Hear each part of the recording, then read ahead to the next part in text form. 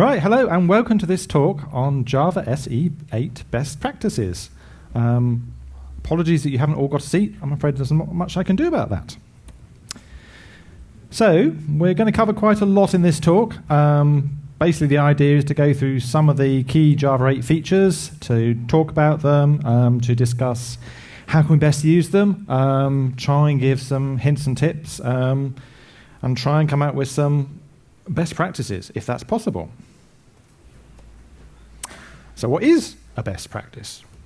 Well, we go and look on the standard dictionary approaches, the commercial or professional procedures that are accepted or prescribed as being the correct or most effective. Doesn't really help us very much. What's the best practice for Java SE 8? Whatever the heck I tell you in the next 50 minutes. Okay, you are listening. It's my opinion.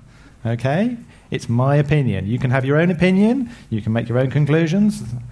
The basis of my opinion is I've used Java SE 8 for 2 years and I helped write part of it. That's my basis.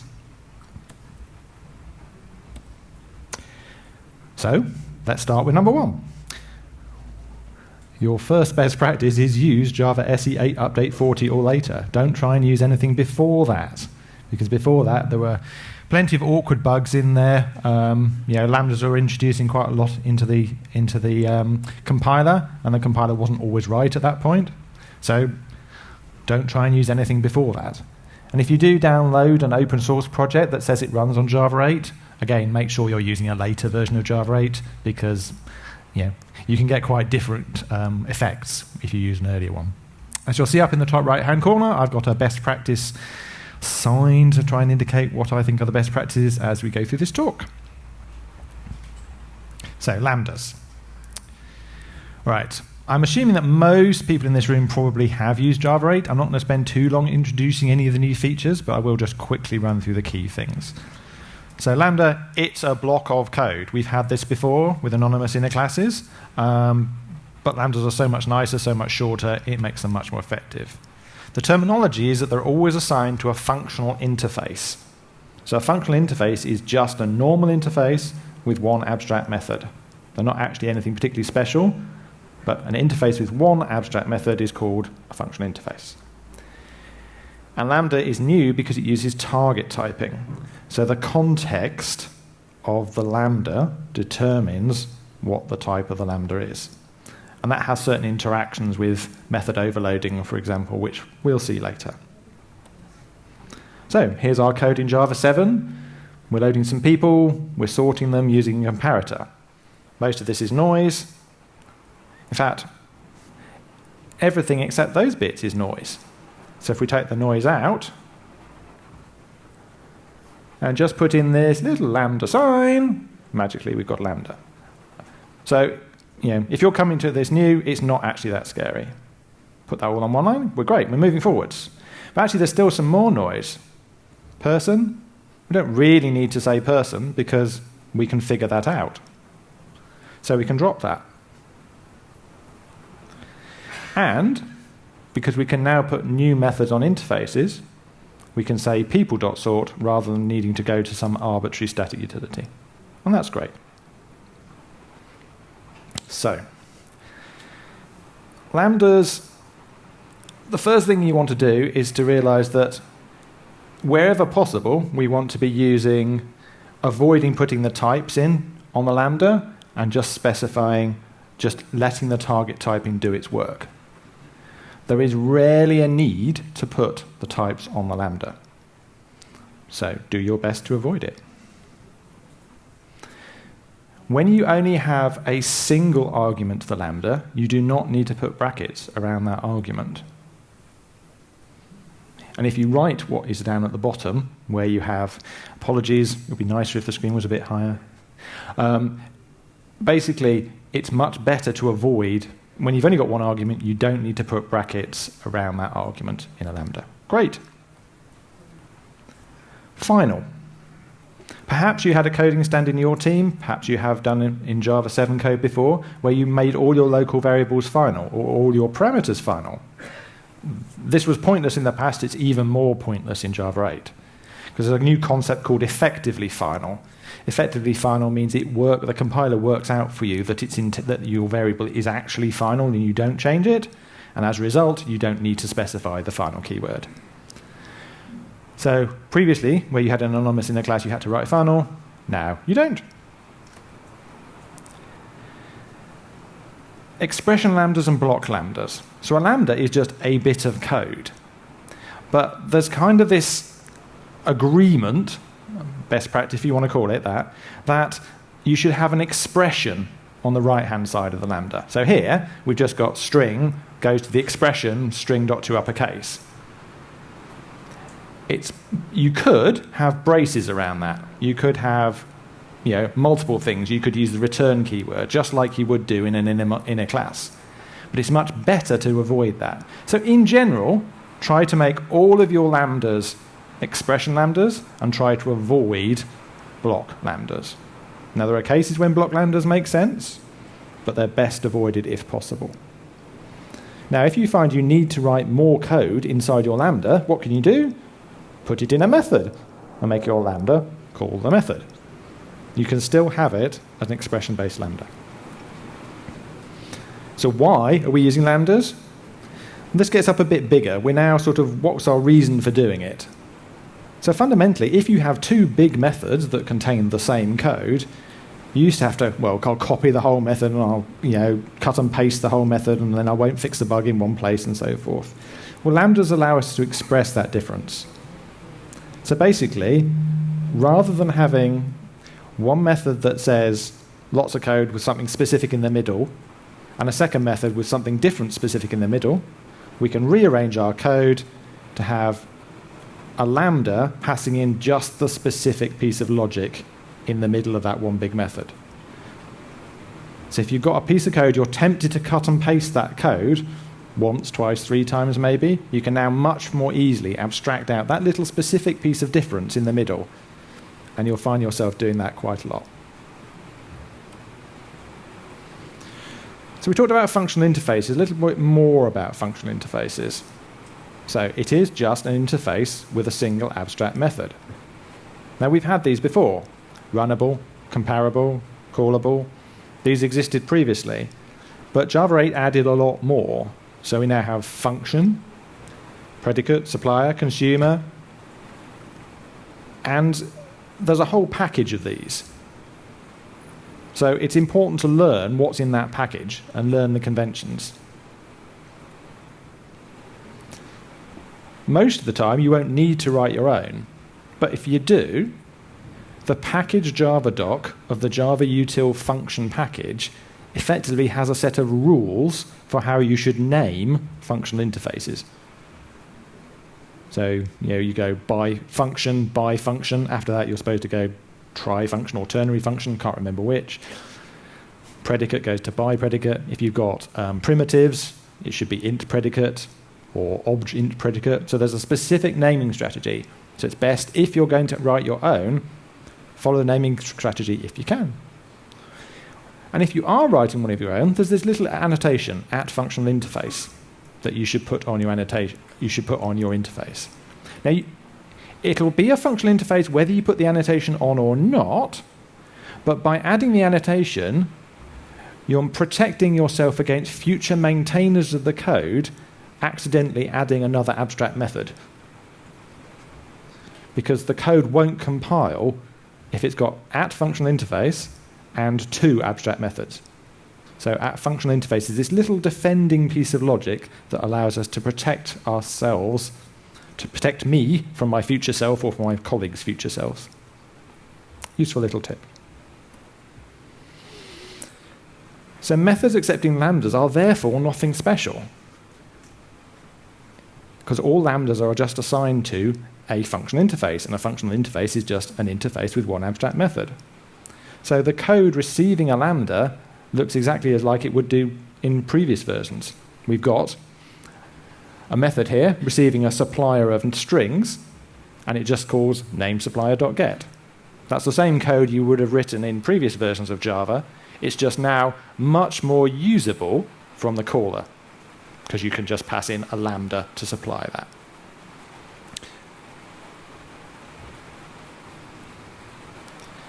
Method overloads. So one thing I mentioned just before was that because these are functional interfaces and your Lambda always has to be converted to a functional interface via target typing, in essence what the compiler is doing is figuring out, well, I've got this Lambda, have I got a method or a local variable that tells me what type to convert it into? What functional interface to convert it into? Now, because that's a sort of compiler having to be intelligent step, sometimes the compiler will have more than one choice. It may not be able to do what you're asking it to do. One of the key places that this comes into is method overloading. So here I've got an example of a method called apply, taking a function and overloaded that with another method called apply, taking a unary operator. The problem is that the compiler can't necessarily figure out which ones of these it should be called. There's not necessarily enough information to do that. So it is highly recommended to not use method overloading in combination with functional interfaces. Okay? Highly recommended. You'll have real problems for your callers if you do it. So you might have to call your methods apply function and apply operator. Now, this is rarely a problem because you rarely use method overloading in general. But if you are using method overloading, consider if you are interacting with Lambdas or not.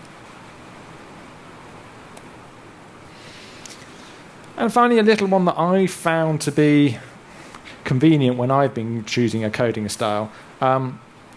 If you've got a method that takes two arguments, a normal argument and a functional interface, I found it is better to put the functional interface second because it helps with the error recovery in IDEs. Now, that's a very subtle point, but it's one of these little things that you find by sort of exploring how these things operate. If you put the functional interface first, then when you open your Lambda, it can, it doesn't recover so well if you're halfway through coding and you save it, etc., etc. So consider putting your functional interface as the second argument. You don't have to, but it might work better with IDEs. Exceptions. Oh, I love checked exceptions, not.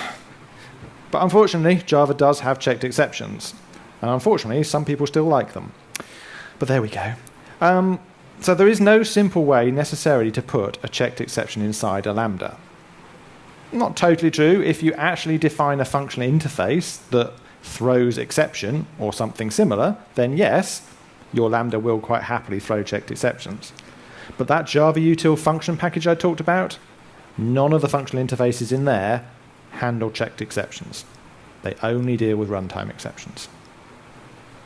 So we can't write this Lambda, which is a method loader returning a function from string to class which says class.forName, because class.forName throws a checked exception.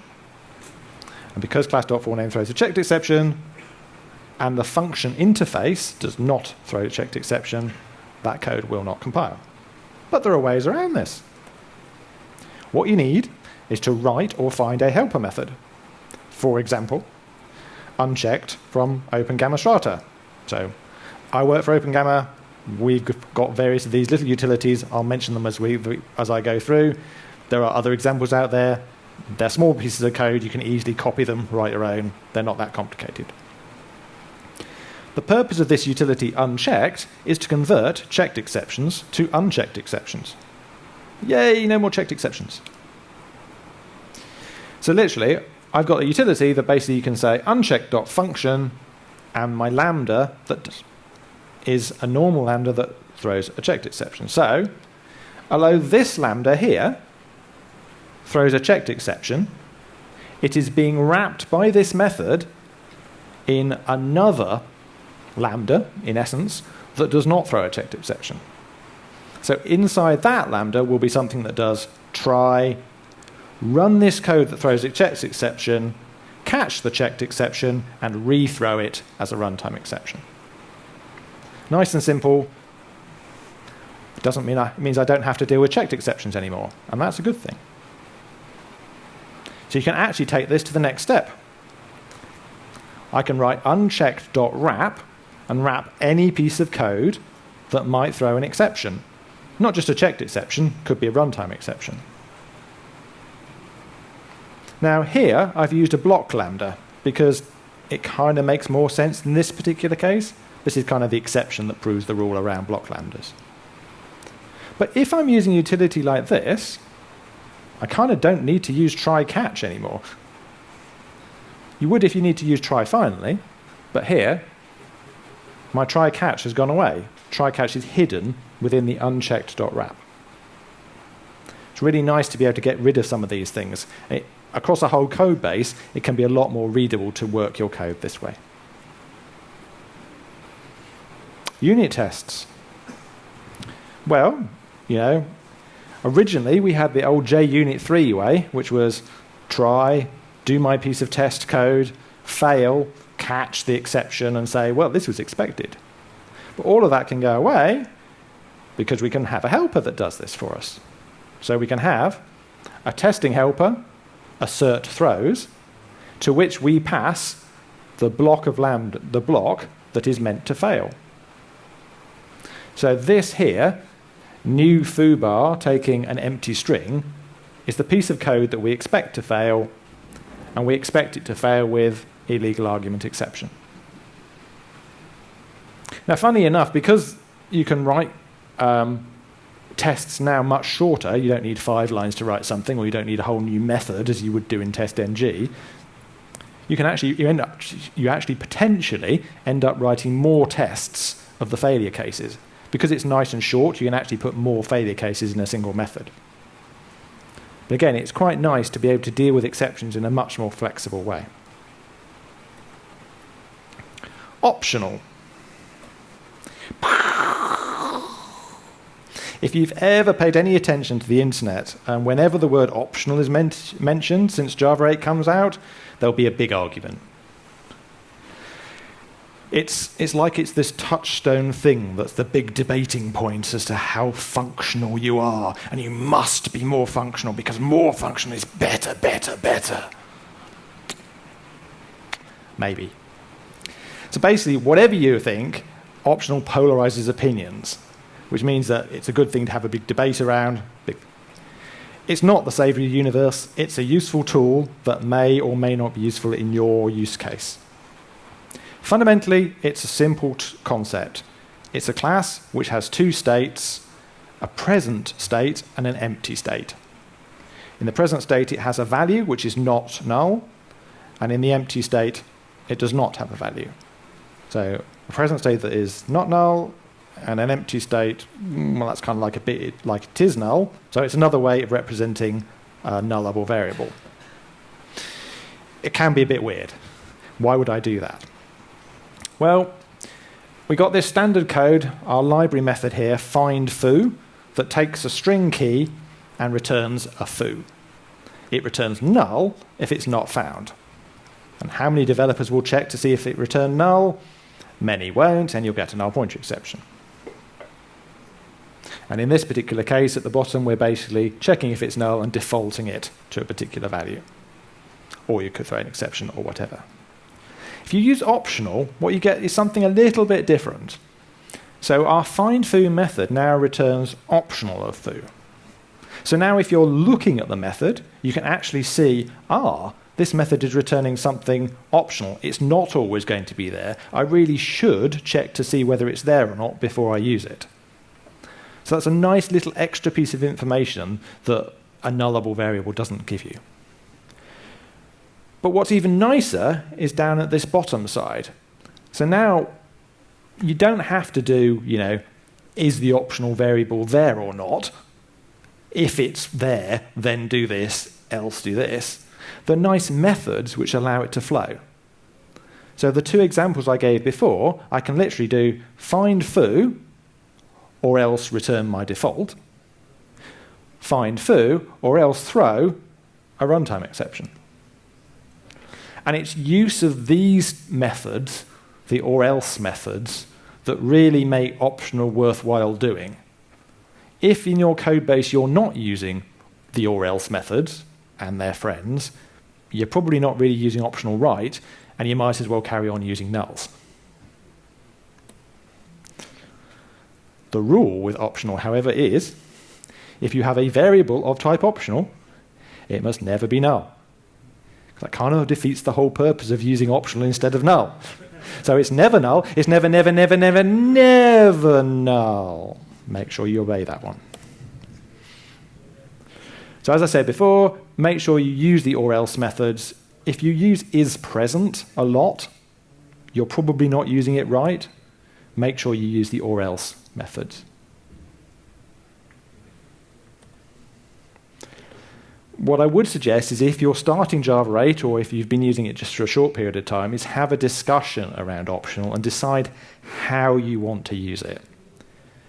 I put up 5 reasonable approaches for how you might choose to use optional, which is use it everywhere instead of null, use it nowhere, ignore the feature entirely, and sort of 3 variations in the middle, which is use it on public APIs for input and output, use it on APIs just for return types, and just use it in a few selected places. Now, my preference is the middle one, which is to use it instead of null on return types.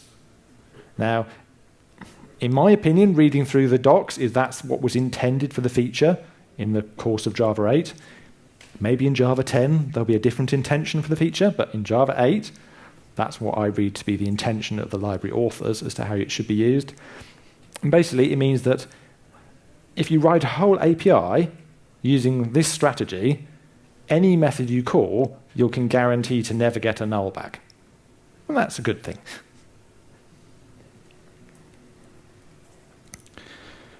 So there is a cost in terms of memory and performance to using it because it's a class, it's an object. It's not serializable. Again, this makes it very hard to use as a field of a bean because Java bean fields need to be serializable. If you use it in parameters, so if you actually have a method that takes an optional, it can be a bit painful for callers to use. And I did write a blog post about it as well. Right, streams. So streams is sort of the major new API that was added for processing with Lambdas. It works on the principle that a lot of looping is actually very similar, that there are kind of design patterns for doing looping. What if you could abstract those patterns into the library? That's the theory behind it. Here's our example. So here we're loading some trades. We're creating a new array list. We're looping around the trades and saying, well, if it's active, calculate the present value of it and add it to the list. If we've used much Java before, we can just look at that loop, recognize the pattern, and know what it's going to do without necessarily even having to read all the code. It's such a familiar pattern for our eyes. But it does change. If we take away and just focus on what the important bits are, actually relatively little is important.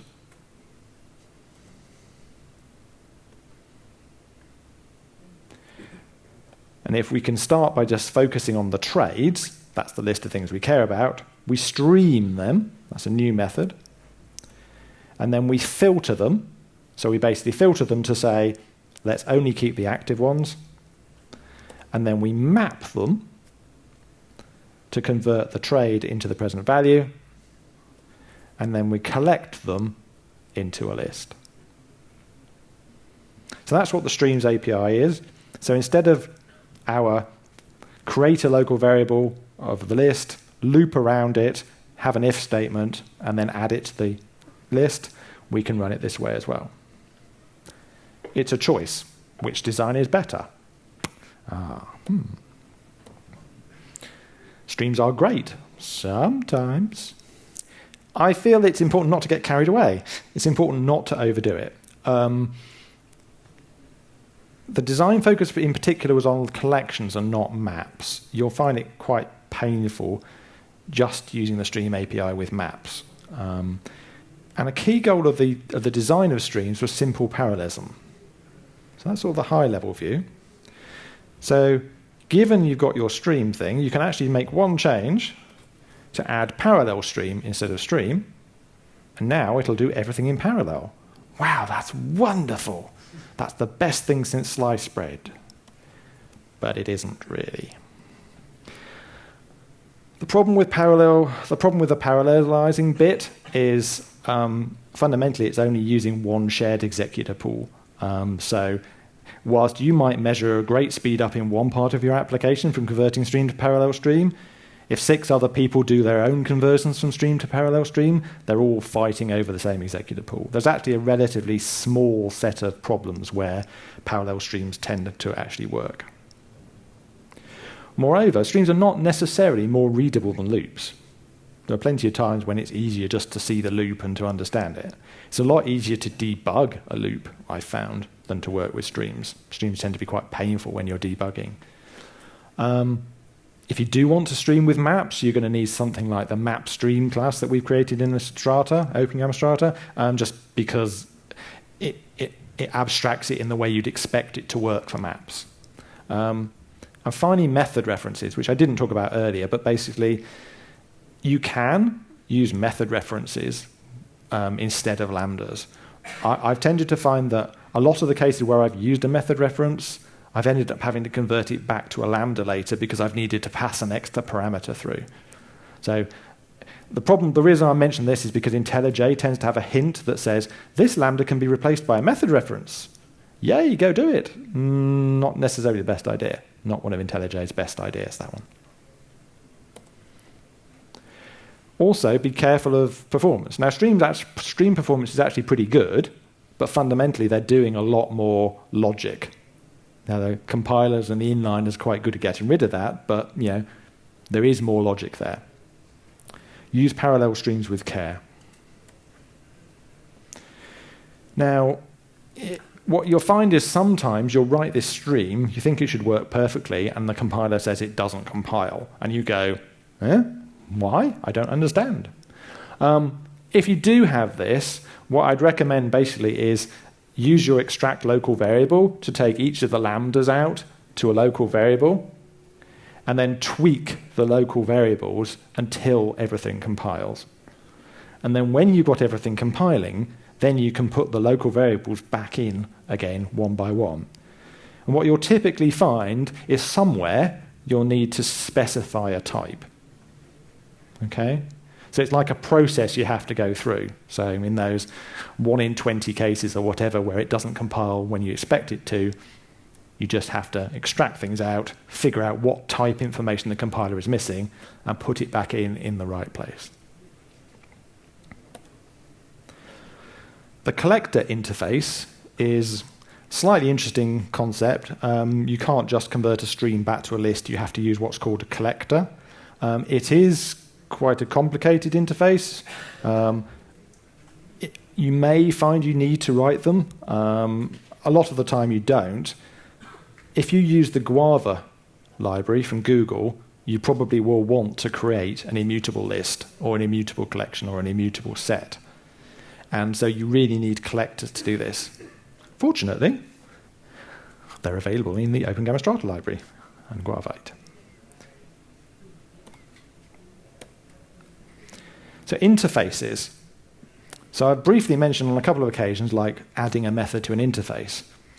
Until Java 8, we couldn't add methods to interfaces because doing so would break everybody's code. But in Java 8, there's this new concept called default methods, which is basically a method on an interface with code. Okay, so kind of like a normal abstract method then. We can also have static methods on interfaces, just like normal static methods on classes. Well, almost like them. If you have a class and you have a static method on the class, you can actually refer to the static method from any subclass. With interfaces, you can only refer to the static method from the interface itself, which is actually quite a nice little feature. So these new default methods, they can't refer to equals hashcode or toString. So if you need to be referring to those, you might still need an abstract class. But fundamentally, we can now extend our interfaces without breaking compatibility. I think this is the more interesting change in Java 8. I mean, Lambdas are great for the little details of code whilst you're really actually doing the low-level stuff. But when you're doing the big stuff, the macro design stuff, it's interfaces and these new features on interfaces that is the much more interesting change. So instead of having to have my class and my factory class and my factory class, I can now just use, potentially, static methods on the interface. So if I've got an interface foo, I can do foo.of and some arguments, and it can return me an instance of foo. And of course, that instance might be any subclass. Well, that's great. I've got static methods on those classes. Instead of writing abstract classes, which I might have done previously, so I might have had my foo interface and then an abstract foo class and then my 6 real implementations, I don't need the abstract class anymore because I can put the abstract methods on the interface with their code, which is good. The combination of these things tends to result in fewer classes. If you want to look at examples, day count and many others is an example which uses this principle. So if the factory method on the interface is static, so now we've got a static method on our interface, that's the factory one, and all the API methods are on the interface, then why does my implementation class need to be public? My implementation class can now be package scoped. Again, that's a step forward. We're reducing the surface area of our API.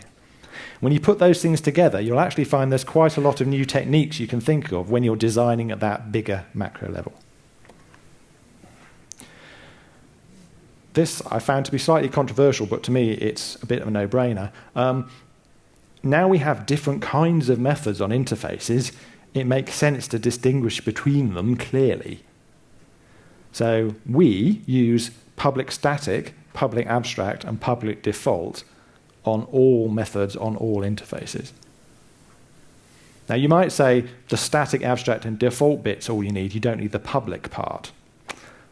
There may be non-public methods on interfaces in Java 10 or later. There may be private methods on interfaces or package scoped methods. So it is a useful thing to be absolutely clear. I also argue that if Java 1.0 had had these features on interfaces, static methods and default methods, then the defaults for interfaces would have been the same as classes, and you'd have to have written public anyway. So yeah, I find this a lot clearer in terms of understanding what interfaces do. Now they're a lot more complicated. Date and time. Well, this was my bit of the JDK. Briefly, there is a new API in there. Try and use it if you can, because it's a lot better than what went before. Try and move away from Joda time if you can. Joda time will slowly over time disappear. The new API covers dates, times, instance, period, durations, all the kind of stuff you'd expect, fixing mistakes from Joda time as well. These are the key classes you're going to be working with. Local date, which is just a date, local time, just a time, and local date time, which pulls those two together. And then you start to get into the things that include offsets and time zones. So offset date time, this is what you tend to see in JSON and XML and the network formats. Whereas zone date time is what you tend to see when you're actually calculating things with respect to daylight savings time. And finally, an instant is just an instantaneous point in time with no reference to any kind of time zone. So please try and slowly move away from Joda time. Yeah, in a few years' time, it won't quite be as maintained, no doubt. Try and avoid using Java util date and Java util calendar. You'll be better off using the new types. And if there is something missing that you felt you needed, try having a look at the 310 extra project, which adds stuff that isn't in the JDK, but works with the new Java time classes.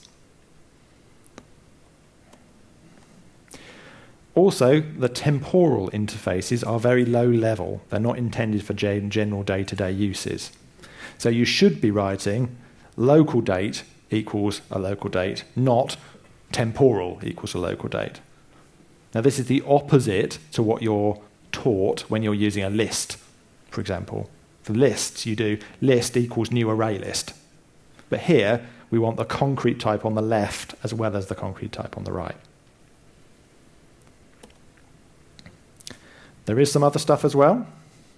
So Java 8 included things like base 64. There's arithmetic now with handling numeric overflow. So add two numbers together and make sure it doesn't overflow an int. Unsigned arithmetic. So we're not going to get any unsigned primitives anytime soon, but there are classes to help with unsigned arithmetic. Stamped lock for better concurrency stuff. Completable future, which again another concurrency addition, as is long adder. And also better control over the OS processes, which is nice. Annotations, where previously your annotations, you could only have one annotation of the same type on any given method or class. You can now have multiple annotations of the same type on any given method or class. So this will come in useful in certain contexts. It's particularly useful for Java EE, although many of us don't use much Java EE anymore. There's no permgen anymore, and JavaFX. So if you haven't used JavaFX, it's worth trying, because I actually think it's probably kind of ready to replace Swing at this point, which is good. Probably worth trying a Java 8 library. Probably the best known, I suspect, is Jool, Jool. There's also a project called Throwing Lambdas, which covers some of the lambda throwing stuff that I did with you earlier. Parts of OpenGamma Strata, the Strata Collect project. It's not on Maven Central, but you can look at the code. It's Apache license. You can pick and choose and copy your own bits out. But I would encourage you to be cautious of those libraries which are excessively functional. Java is not a functional programming language. It's a language with a very long history. It has nulls. It has mutable state. It has many, many things that are not particularly friendly to functional programming. So trying to push functional programming on Java is not necessarily the right way to go. That doesn't mean, however, that we shouldn't favor immutable classes. So I spent the last 2 years working on OpenGamma Strata, and basically we have no mutable state. All our classes are immutable. And that's great. We've eliminated nulls, and we've got entirely immutable classes, and it makes the whole system a lot easier to reason about. So lambdas and streams tend to prefer immutability. It's also a good preparation for value types, which may turn up in Java 10. We use JodaBeans, which is a project to generate immutable beans. There's other projects out there, notably immutables.org, which allows you to generate immutable classes. So, to summarize, it is great. Go use Java 8 if you're not using it. Go badger your boss if he won't let you use it. It can be quite different to Java 7 in places. Which is kind of why I'm doing this talk, really. I want to encourage you to have a rethink of your coding style and coding standards when you adopt Java 8. Some of the things which you did before may no longer make sense in Java 8.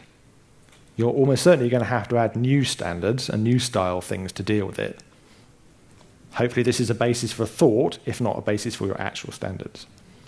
And as I say up there, be cautious around the advice you'll see on the internet and in other places on functional programming in Java. There are other languages out there which are better at functional programming.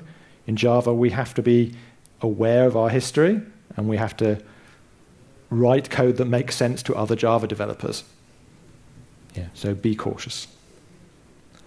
And yes, if you do want to, OpenGamma Strata is out there. It's a good Java 8 code base, which basically has all of these ideas and concepts in there. And if you work in finance, it's an open source library for doing financial market risk, which may also be of interest to you. That's it. I've been very fortunate. I've ended up with time for questions. So are there any questions? Or have I scared you so much? I've got a question here. Just on the interfaces, why did they just start bringing in more methods in? Interfaces are okay at the time. Why are they bringing more into it now? Why are they? Okay, so the question is why did they add more things to interfaces? So in my examples, I was able to take a list and call a sort method on it. But sort was a method that did not exist on list. Stream was a method that did not exist on list. Now, if we just added those methods and they were abstract, then every single person in the entire world who had previously implemented the list interface would have broken their code. So they had to add default methods. Static methods, it's great they added them. I'm not quite sure that's justified on the same basis, but it's great that it is. I've had a number of occasions where I wish that they had added private methods on interfaces, which was talked about for a while, but they ran out of time to do it. But, they're great. Methods on interfaces, use them, learn them, appreciate what they can do with them, appreciate what you can do with them, because that's a much undervalued feature of Java 8. Any more questions? One at the back. For Lambdas, you had one of the slides in the beginning, and you said that your recommendation was to use them as one-liners. Yeah. And have a block of code. Is that mainly aesthetics, or if there's any practical applications? Okay, so the question is, I recommended to use lambdas as expression lambdas, not block lambdas, so single-line expression lambdas. And the question is, does it have any impact in any other way? No, it's stylistic. So that's fundamentally a stylistic thing that you'll probably find across most languages. I think most languages tend to prefer having expression-based lambdas rather than block-based lambdas. There are the odd case where a block lambda makes sense. The example that I used was that where you're wrapping a block of code that you would previously have put in a try-catch, then it kind of makes sense to have a block. But in most cases, you really want to have just an expression, and if it gets too long, put it in a normal method. And that's a better way of structuring code in general. What's been your experience of debugging Lambdas? Okay, so the question is, what's the experience of debugging lambdas? Painful. So I've actually reversed a number of lambdas actually that's not true. Lambdas are fine, streams are painful. Let's get that correct, because it's an important distinction actually. Lambdas are actually fine to debug because they're just a functional interface, which is a normal old interface with a bit of code inside it that you don't see, and your debuggers and your IDEs deal with that absolutely fine. Streams are painful because there's a whole stream mechanism. If you look at the stack trace of a piece of code that's inside a stream, you'll have like 10 different layers as it goes through all kind of operations inside, deciding what it has to run. So what I've found is that in OpenGamma Strata, we're calculating lots of numbers on lots of trades, basically, in its finance. So what I've done at the top level, where it's looping around the trades in order to do all the rest of the logic, that top one I converted back from a stream to a regular for loop, because it shortened every stack trace by 10 elements.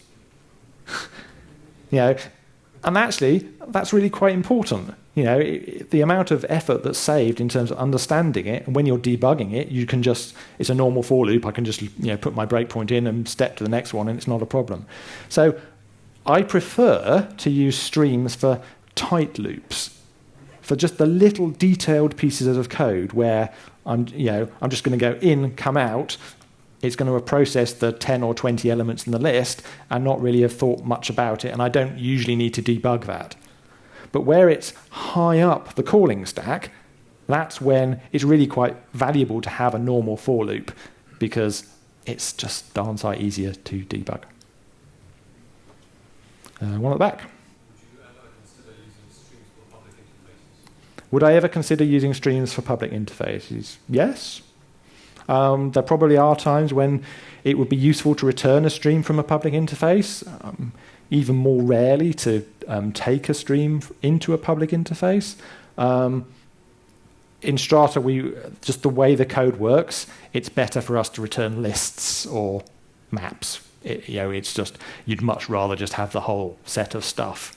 But if you were writing a system that was a lot more reactive in terms of, you don't know whether there's an actual list behind it, then those are the kind of scenarios where returning something like a stream, which is a lot more higher level, like an iterator, basically, that's the kind of case where you'd consider it. I see no more hands. You get an early coffee break. Thank you.